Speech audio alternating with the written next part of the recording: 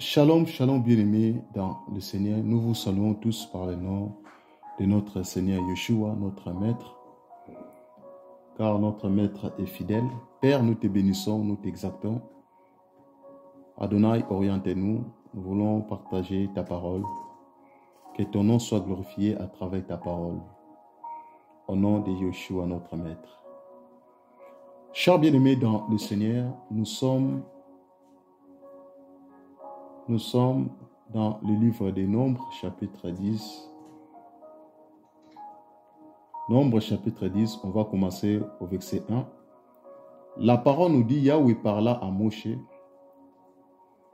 en disant, fais-toi des trompettes en argent, tu les feras en ouvrage martelé, elles te serviront pour la convocation de l'assemblée et pour le départ des camps. Bien-aimés dans le Seigneur, nous continuons notre partage sur la lecture prophétique de ces temps de la fin. Bien-aimés, le Seigneur nous interpelle en ce temps afin de faire la lecture prophétique. Et tant qu'enfant d'Élohim, enfant du Seigneur, tu ne peux pas marcher sans faire la lecture prophétique. Parce que le temps que nous traversons, bien-aimés dans le Seigneur, nous sommes arrivés vers le temps de la fin où le Seigneur Yeshua revient bientôt. Le Seigneur est à la porte, il y revient. Raison pour laquelle nous devions parler, nous devions faire la lecture prophétique. Parce que la parole dit errer, c'est lui qui lit. Lorsque tu lis, mais prophétiquement, sa parole, tu ne vas jamais abandonner la foi face au combat, face aux problèmes. Parce que tu vas comprendre que c'est le temps que en ce temps, le Seigneur le Seigneur veut que nous nous levons dans la prière, dans la parole, dans la vie de sanctification. Le Seigneur veut qu'on s'élève, frères et sœurs bien-aimés, dans le Seigneur. La lecture prophétique est très très important, bien-aimés dans le Seigneur. Est très très important. C'est là qui nous pousse à discerner les temps. Quel temps sommes-nous étant que chrétiens? Nous sommes plus dans les temps de la distraction. On n'est plus dans les temps qu'on soit dans la distraction. Mais nous sommes dans les temps que nous devions veiller, bien-aimés, dans le Seigneur.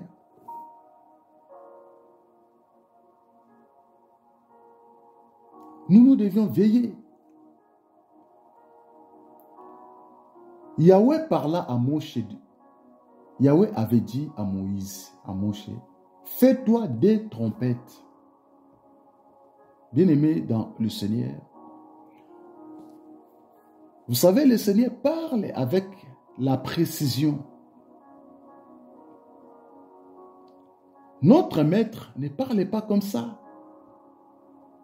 Yahweh parle avec la précision, frères et sœurs bien-aimés, dans le Seigneur.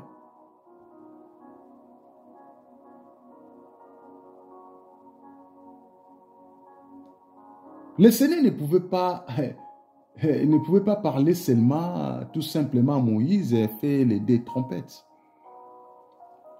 Yahweh pouvait aussi dire à Moïse, fais six trompettes, fais quatre trompettes.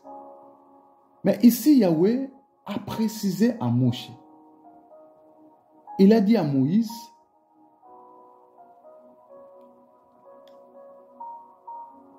fais des trompettes. Tu dois fabriquer des trompettes.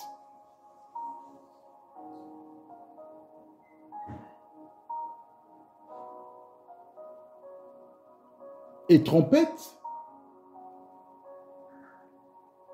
en hébreu, c'est shachar. Le trompette, la trompette, c'est l'hymne des instruments de musique qu'on utilisait dans la parole.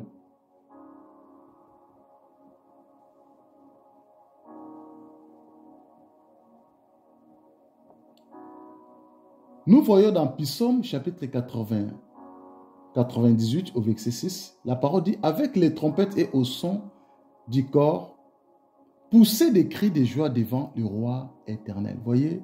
Donc, les trompettes, ça servait aussi pour pousser des cris de joie, pour honorer notre Maître, pour glorifier notre Père, bien-aimé dans le Seigneur.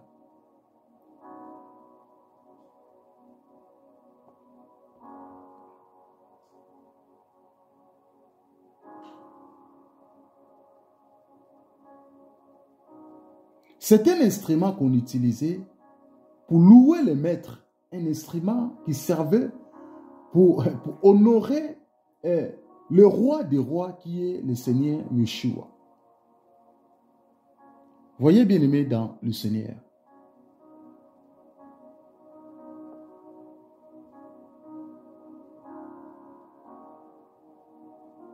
Ici, le Seigneur a dit, fais-toi des trompettes d'argent.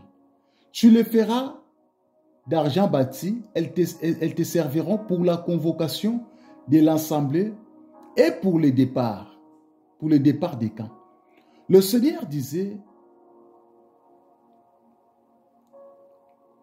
les deux trompettes là, ça va te servir pour la convocation de l'assemblée.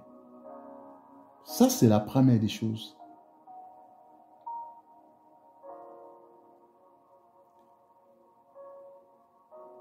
Et pour le départ des camps, c'est la deuxième chose, bien-aimé dans le Seigneur.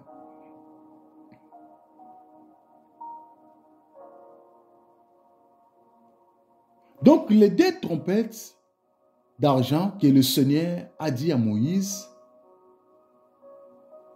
de faire, le Seigneur a dit, tu les feras d'argent bâti.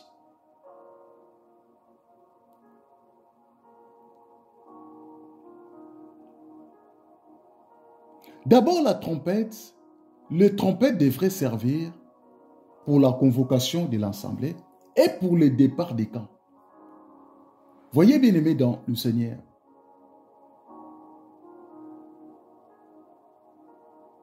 Ici, le Seigneur, il est en train de parler à Moïse.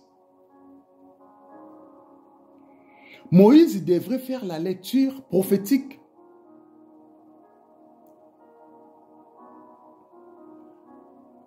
Parce que faire les deux trompettes qui servaient pour la convocation du peuple, et la deuxième des choses, c'est pour le départ des camps. Voyez, les trompettes là devraient rassembler les gens, devraient convoquer le peuple pour l'assemblée. Et la deuxième des choses, pour le départ des camps.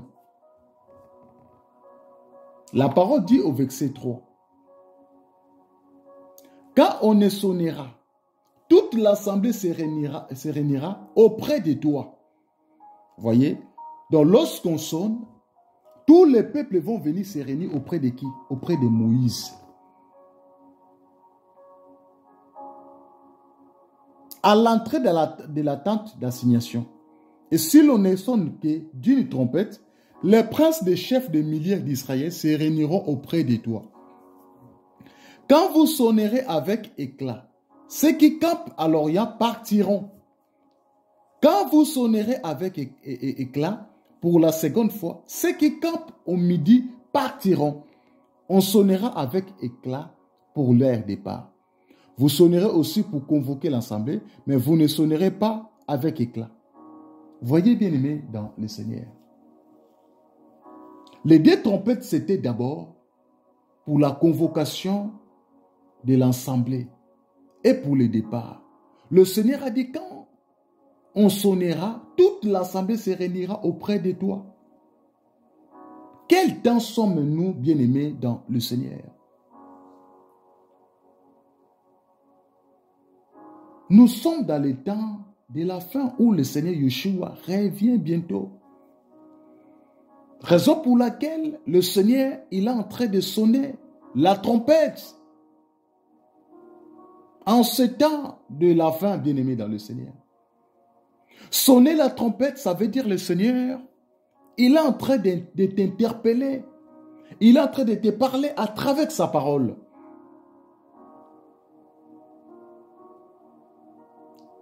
La parole du Seigneur est le son de la trompette, bien-aimé dans le Seigneur. Tout chrétien, le Seigneur nous a donné la mission de sonner la trompette.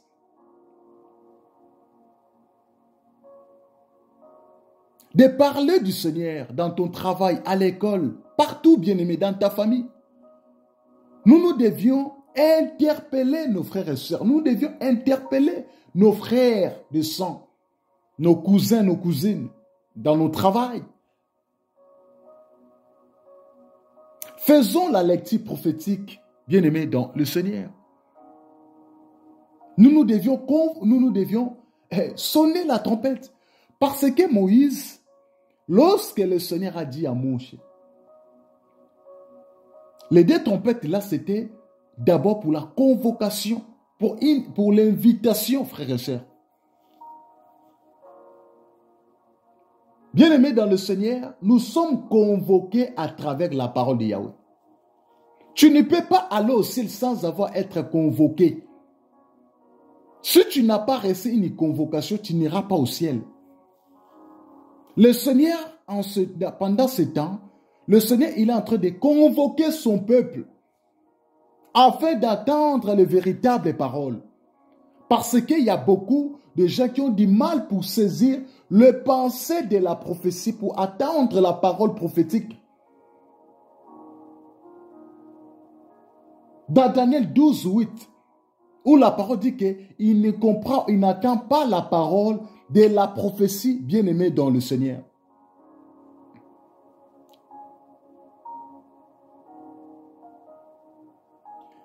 Il est temps de la convocation de l'Assemblée.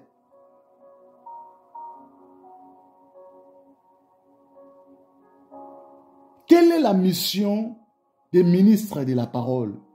Les ministres de la parole sont censés de prêcher le véritable message qui va interpeller le peuple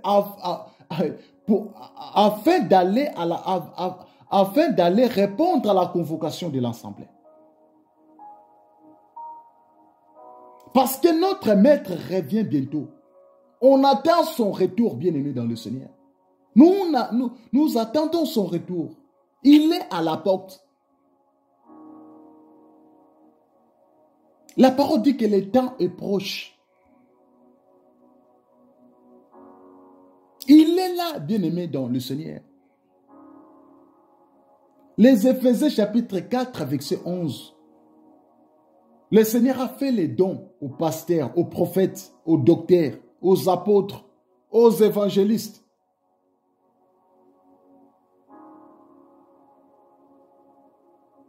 Tu es ministre de la parole. Le Seigneur veut que tu prépares le peuple pour la convocation de l'Assemblée.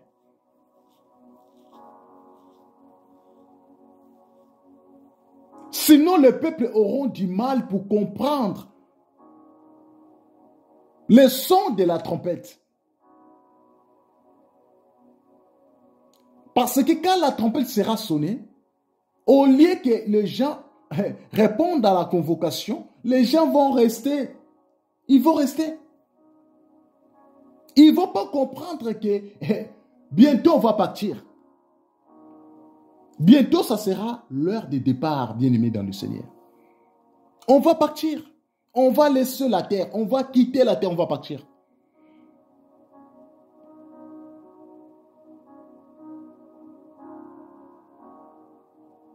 Les princes, les chefs des milliers d'Israël se réuniront auprès de toi. Le Seigneur a dit ça à Moshe. Tous ces gens que nous voyons, des présidents, des hommes riches, tous ces gens, ceux qui auront le Seigneur, ils vont recevoir la convocation. Ceux qui n'auront pas les maîtres, ils ne vont pas recevoir la convocation.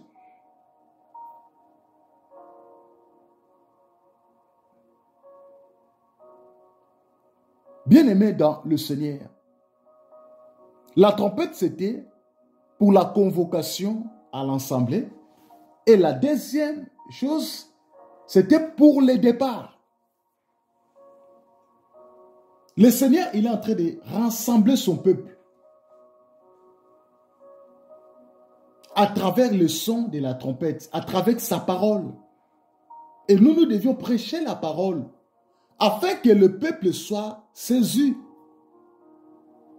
Nous devions sonner la trompette à travers sa parole.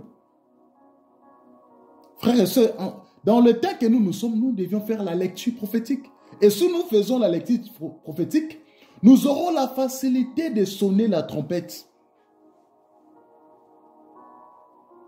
Il y en a même si la trompette, ça va sonner plus de 4 fois. Ils ne vont jamais attendre. Ils ne vont jamais écouter. C'est l'heure du départ. Même si on sonne pour la convocation de l'assemblée, ils vont pas accepter. Bien-aimés dans le Seigneur,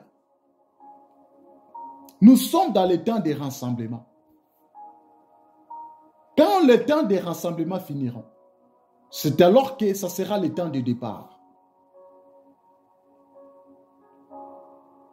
Raison pour laquelle le Seigneur a dit à Moïse de faire le 2 trompettes. Et ces 2 trompettes, le Seigneur a dit que tu les feras d'argent battu. Le Seigneur a donné la mission de ces 2 trompettes. Il a dit, c'est pour la convocation de l'assemblée. La première des choses. La deuxième des choses, c'est pour le départ des camps. Donc, quand le Seigneur Yeshua va venir nous prendre, il va d'abord nous rassembler. Après avoir rassemblé son peuple, après, ça sera pour le départ. On va lire 1 Corinthiens. On va chercher 1 Corinthiens. 1 Corinthiens. 1 Corinthiens chapitre 15. On va chercher les versets. 1 Corinthiens chapitre 15. Voilà. 1 Corinthiens chapitre 15. Au verset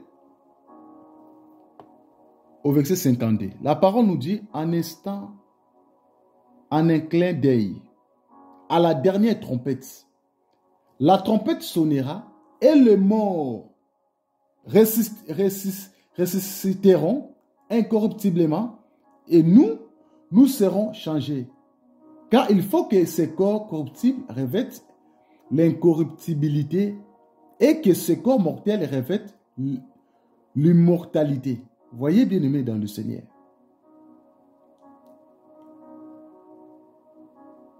À la dernière trompette, la trompette sonnera.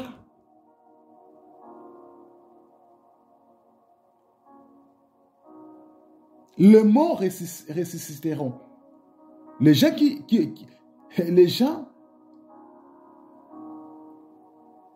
morts qui vont ressusciter, ce sont des morts qui étaient avec Jésus, des personnes qui étaient mortes en Jésus, en Yeshua. Pas n'importe qui. C'est des personnes-là qui vont comprendre, qui vont entendre le son.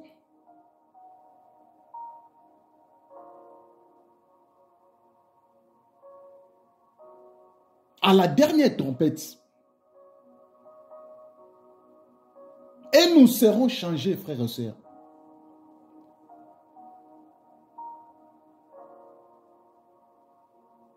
Nous serons changés. La parole dit que car il faut que ces corps corruptibles revêtent l'incorruptibilité et que ces corps mortels revêtent l'immortalité, bien-aimés dans le Seigneur. On va laisser ces corps adamiques. On va porter le corps de gloire. C'est alors qu'on va monter avec notre Père. Chers bien-aimés dans le Seigneur, nous sommes dans les temps de la fin où le Seigneur Yeshua revient bientôt. Raison pour laquelle nous faisons la lecture prophétique. Nous devons faire la lecture prophétique de ce temps. Parce que l'heure est grave, bien-aimés dans le Seigneur.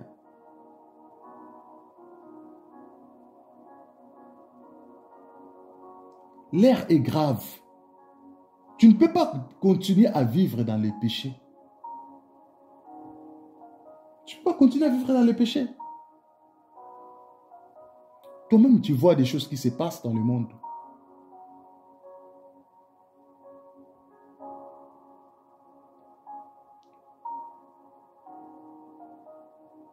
Voyez, bien-aimés dans le Seigneur.